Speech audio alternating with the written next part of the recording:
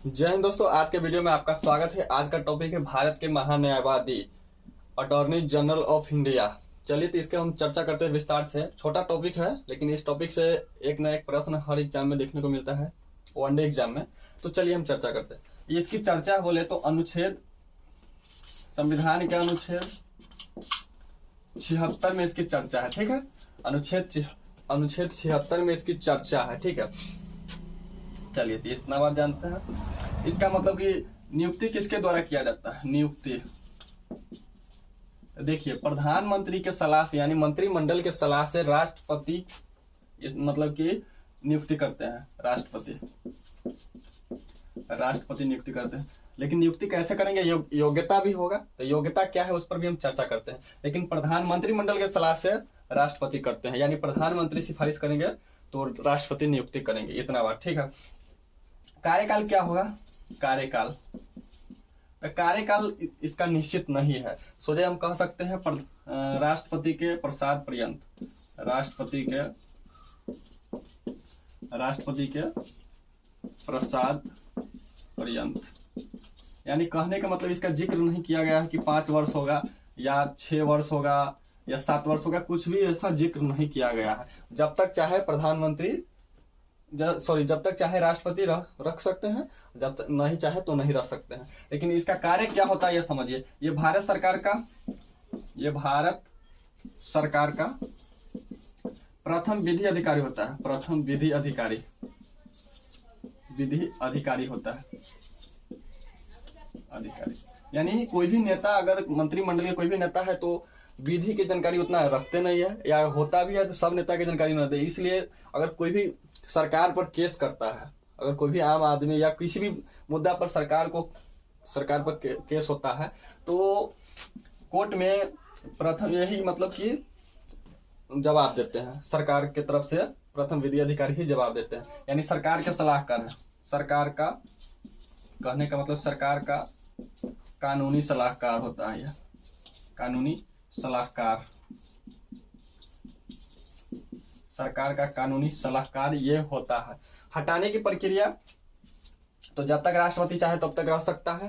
अगर सरकार के पक्ष में अच्छा सलाह देता है तो रह सकता है। राष्ट्रपति जब तक इच्छा है राष्ट्रपति की तब तक, यानी प्रधानमंत्री बोलेंगे तो ही हटा सकते हैं। लेकिन जो भी करते हैं राष्ट्रपति, लेकिन सलाह लेना पड़ता है प्रधानमंत्री, यानी प्रधानमंत्री सलाह देते हैं, मंत्रिमंडल सलाह देता है। ठीक है, तो चलिए इतना बात आप जान गए। अनुच्छेद 76 है, ये जान गए।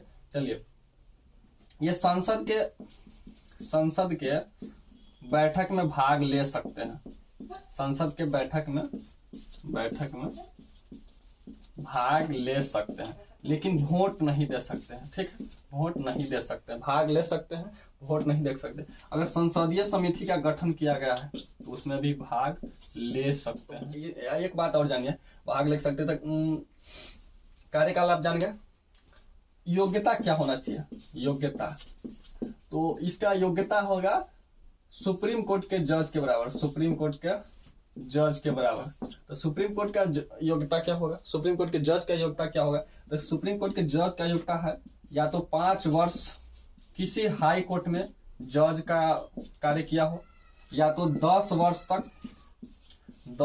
तक किसी भी हाई कोर्ट में वकील रहा हो लगातार, या मतलब 5 वर्ष किसी एक हाई कोर्ट में है, 5 वर्ष किसी एक हाई कोर्ट में, तो भी चलेगा। ये योग्यता है। अगर ये योग्यता अगर कोई रखता है कोई व्यक्ति, तो प्रधानमंत्री की सलाह से राष्ट्रपति नियुक्ति क्या करेंगे? अनुच्छेद 76 के तहत करेंगे। किसी भी न्यायालय में भाग ले सकते हैं, किसी भी कोर्ट में कहिए, या न्यायालय किसी भी कोर्ट में भाग, हाई कोर्ट या किसी भी कोर्ट में भाग ले सकते हैं।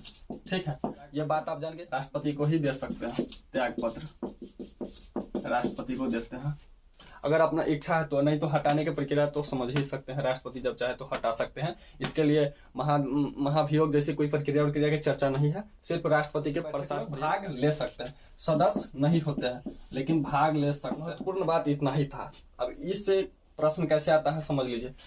सोचे पूछेगा प्रश्न वनडे एग्जाम में, भारत के न्यायवादी की चर्चा किस अनुच्छेद में है? तो अनुच्छेद 76। भारत के महान्यायवादी की नियुक्ति कौन करता है? तो राष्ट्रपति करता है। कार्यकाल क्या होता है? तो प्रसाद पर्यंत होता है, राष्ट्रपति के प्रसाद पर्यंत। यह नहीं दिया रहेगा ऑप्शन में 5 वर्ष, 6 वर्ष, 7 वर्ष।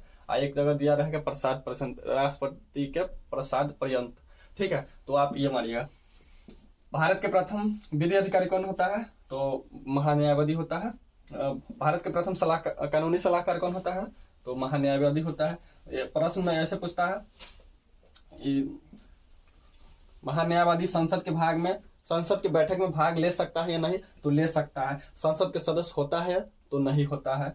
वोट दे सकता है तो नहीं दे सकता है।